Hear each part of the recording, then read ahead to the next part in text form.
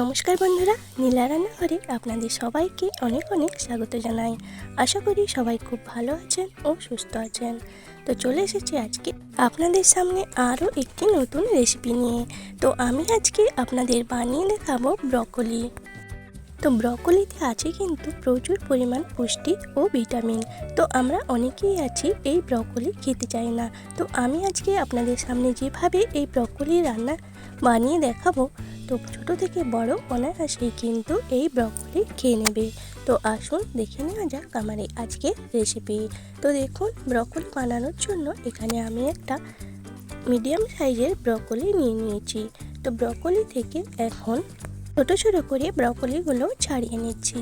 তো আমার সব বন্ধুদের অনুরোধ রইল ভিডিওটি স্কিপ না করে প্রথম থেকে শেষ পর্যন্ত দেখার জন্য। তো দেখুন, এরপর একটা ছুরির সাহায্যে ব্রকলি থেকে ছোট ছোট টুকরো করে কেটে নিচ্ছি। দেখুন, ঠিক এইভাবে ব্রকলিগুলোকে আমি কেটে নিয়েছি।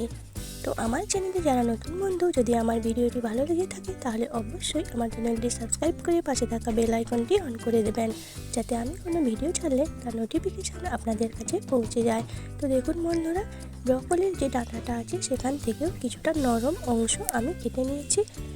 আর দেখুন, চারিদিকটা বাদ দিয়ে মাঝখানের অংশটা আমি নিয়ে নিচ্ছি। তো বন্ধুরা, যারা ব্রকলি খেতে চায় না, তো এইভাবে একবার বানিয়ে দিলে কিন্তু ছোট থেকে বড় অনায়াসে খেয়ে নেবে। আর এই ব্রকলিতে আছে প্রচুর পরিমাণ পুষ্টি ও ভিটামিন। তো দেখুন, নিয়ে নিয়েছি ব্রকলি, তার সঙ্গে নিয়ে নিয়েছি কয়েকটা একটু বড় সাইজ করে আলু কেটে নিয়েছি। আর তার সঙ্গে নিয়ে নিয়েছি ছোট বাটি 1 বাটি মটরশুঁটি। তো এরপর আমি এখানে একটি পাত্র নিয়ে নিয়েছি। তো দেখুন, এখানে নিয়ে নিয়েছি কয়েক টুকরো আদা, আর নিয়ে নিয়েছি বেশ কিছুটা ধনেপাতা ডাঁটা। তো পাতাটা আমি আলাদা করে রেখে দিয়েছি, আর ডাঁটা ও আদাটা একসঙ্গে বেটে নেব। এরপর দেখুন, এক পাশে কড়াইয়ে বেশ খানিকটা জল আমি দিয়ে দিয়েছি। তো জলটা বেশ ভালোভাবে গরম হয়ে ফুটে এলে এখানে আমি দিয়ে দিচ্ছি দুটো ছোট সাইজের টমেটো। তো টমেটোর মুখটাকে আমি একটু কেটে দিয়েছি। আর এরপর আমি দিয়ে দেব ব্রকলি।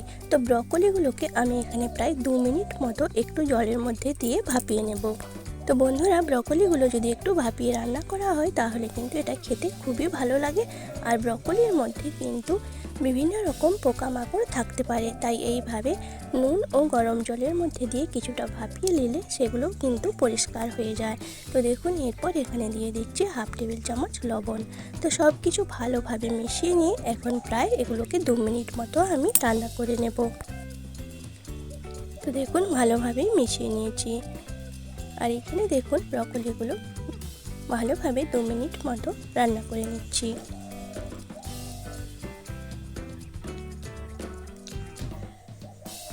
ব্রকলিগুলো বেশ ভালোভাবেই কিন্তু একটু সেদ্ধ হয়ে গিয়েছে, আর টমেটোগুলো খুব সুন্দরভাবে সেদ্ধ হয়ে গিয়েছে। তো এখন একটা ছান্তার সাহায্যে জল থেকে ছেঁকে তুলে নিচ্ছি। তো বন্ধুরা, আপনারা বাড়িতে অবশ্যই এইভাবে ব্রকলি একবার বানিয়ে খাবেন ও সবাইকে খাওয়াবেন। খেতে কিন্তু দুর্দান্ত হয়, আর খুবই কিন্তু পুষ্টি সম্পূর্ণ এই ব্রকলি। দেখুন বন্ধুরা, একটা ছান্তা দিয়ে সমস্ত ব্রকলি ও টমেটোটাকে আমি ছেঁকে নিয়েছি। তো ব্রকলিটাকে ছেঁকে নিয়ে একটা ঝুড়ির মধ্যে রেখে দিয়েছি। আর এখানে যে টমেটোটা সেদ্ধ করেছিলাম তার খোসাটা ছাড়িয়ে নিয়েছি। আর এখানে দেখুন, একটা স্ট্রেনার নিয়ে নিয়েছি। তো স্ট্রেনার দিয়ে এবার টমেটোটাকে ভালোভাবে মেখে নিচ্ছি। তো দেখুন, টমেটোটা ঠিক ভালোভাবে মেখে নিয়েছি। এরপর কড়াইয়ে দিয়ে দিচ্ছি 2 টেবিল চামচ মতো সরষের তেল। তো তেল কিন্তু খুব ভালোভাবে গরম করে নিয়ে কড়ার চারিদিকে মাখিয়ে দিচ্ছি। তো এরপর এখানে দিয়ে দেব কেটে রাখা আলু। তো আলুটা দিয়ে বেশ ভালোভাবে তেলের মধ্যে ভেজে নেব। তো বন্ধুরা, তেলের মধ্যে আলুগুলো দিয়ে দিয়েছি। তো এরপর এখানে দিয়ে দেব সামান্য করে একটু লবণ, খুবই সামান্য একটু হলুদ গুঁড়ো দিয়ে ভালোভাবে নেড়ে চেড়ে আলুটাকে একটু লাল করে ভেজে নেব। তো বন্ধুরা, আমার রান্নাগুলো যদি আপনাদের কাছে ভালো লেগে থাকে তাহলে অবশ্যই আমার চ্যানেলটি সাবস্ক্রাইব করে আমার পাশে থাকবেন। তো দেখুন বন্ধুরা, আলুটাকে প্রায় 3 থেকে 4 মিনিট মতো আমি তেলের মধ্যে ভেজে নিয়েছি। তো এরপর আলুগুলো তেল থেকে ছেঁকে একটা পাত্রে তুলে নিচ্ছি।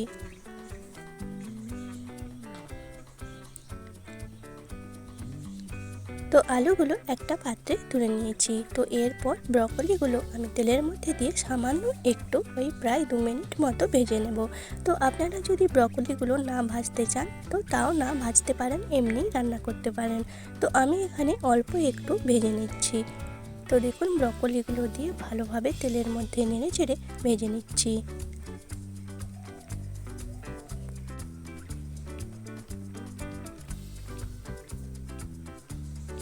তো দেখুন হালকাভাবে ব্রকলিটা ভাজা হয়ে গিয়েছে। এরপর ব্রকলিটাকেও একটা পাত্রে তুলে নেব।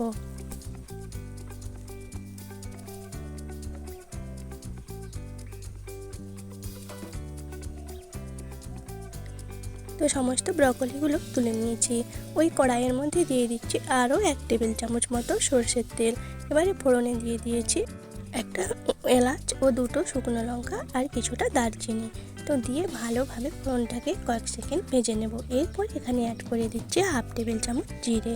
তো জিরেটা দিয়ে ফোড়নের সঙ্গে ভালোভাবে ভেজে নিয়েছি। এরপর এখানে যে টমেটোটা আমি মেখে রেখেছিলাম সেটাই তেলের মধ্যে দিয়ে দিয়েছি।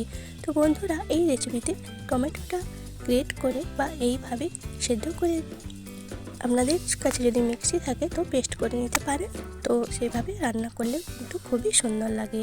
তো দেখুন টমেটোটা ভালোভাবে তেলের মধ্যে কষিয়ে নিয়ে এখানে কিছু গুঁড়ো মশলা দিয়ে দিয়েছি 1/2 টেবিল চামচ হলুদ গুঁড়ো, 1/2 টেবিল চামচ লঙ্কার গুঁড়ো ও 1/2 টেবিল চামচ জিরে গুঁড়ো।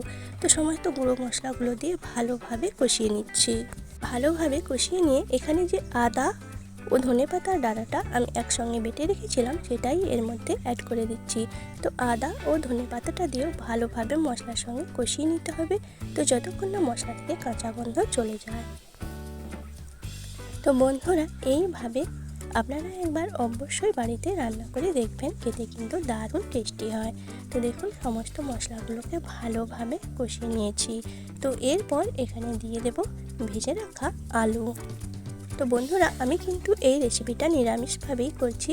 তো আপনারা যদি চান এখানে পেঁয়াজ রসুন দিয়েও এই রান্নাটা করে নিতে পারেন। তো দেখুন আলু দেওয়ার পর এখানে যে কফির ডাঁটাটা আমি নিয়েছিলাম সেটা দিয়ে দিয়েছি আর দিয়ে দিয়েছি কিছু মটরশুঁটি।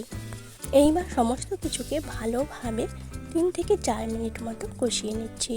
তো যে কোনো রান্না যদি একটু কষিয়ে নিয়ে ভালোভাবে কষিয়ে নিয়ে রান্না করা হয় তাহলে কিন্তু সেই রান্নার টেস্টও খুব সুন্দর হয়। তো দেখুন ভালোভাবে কষিয়ে নিয়ে এরপর দিয়ে দিচ্ছি পরিমাণ মতো জল। তো এখনই আমি ব্রকলিটা দিচ্ছি না, যেহেতু ব্রকলিটা একটু সেদ্ধ করা আছে তাই কিন্তু আলুটা কিছুটা সেদ্ধ হওয়ার পর ব্রকলিটা আমি এখানে দিয়ে দেবো। তো দেখুন বন্ধুরা এখানে আমি পরিমাণ মতো জল দিয়ে দিচ্ছি। তো আলুটা যেহেতু একটু সেদ্ধ হতে বাকি আছে সেই জন্য জলটা একটু বেশি পরিমাণেই দিয়ে নিয়েছি। তো এরপর এখানে আমি আরও একটু জল দিয়ে দিচ্ছি। তো প্রায় একটা বাটির 2 বাটি মতো আমি এখানে জল দিয়ে দিয়েছি। এরপর দিয়ে দিয়েছি পরিমাণ মতো লবণ। তো ভালোভাবে মিশিয়ে নিয়ে একটা ঢাকনা দিয়ে দিচ্ছি। তো প্রায় 3 মিনিট মতো আমি এটাকে রান্না করে নিয়েছি। এরপর ঢাকনাটা খুলে দেখিয়ে দিচ্ছি। তো দেখুন বন্ধুরা ঝোলটা ঠিক এই রকম হয়ে গিয়েছে। তো এরপর আমি এখানে ব্রকলিগুলো অ্যাড করে দেবো। তো ব্রকলিগুলো দেওয়ার পরও আমি কিন্তু সব কিছু আবারও 2 মিনিট মতো রান্না করে নেব। তো দেখুন ব্রকলিগুলো দিয়ে ভালোভাবে মিশিয়ে নিচ্ছি।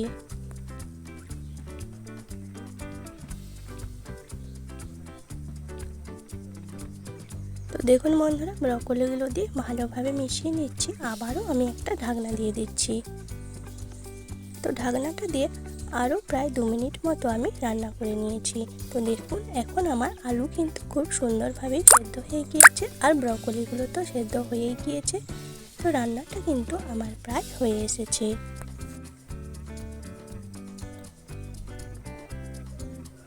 তো দেখুন একটা আলু আপনাদের কেটে দেখিয়ে দিচ্ছি। তো দেখুন আলু কিন্তু খুব সুন্দরভাবেই সেদ্ধ হয়ে গিয়েছে। তো এরপর আমি এখানে দিয়ে দিচ্ছি খুব সামান্য পরিমাণ একটু চিনি। তো যে কোনো রান্নাতে একটু চিনি ব্যবহার করলে সেই রান্নার স্বাদ কিন্তু আরও বেড়ে যায়। আর এটা তো যেহেতু নিরামিষ রান্না তাই চিনিটা কিন্তু এখানে অবশ্যই ব্যবহার করতে হবে। তো এরপর দেখুন এখানে দিয়ে দিয়েছি কিছুটা ধনেপাতা কুচি।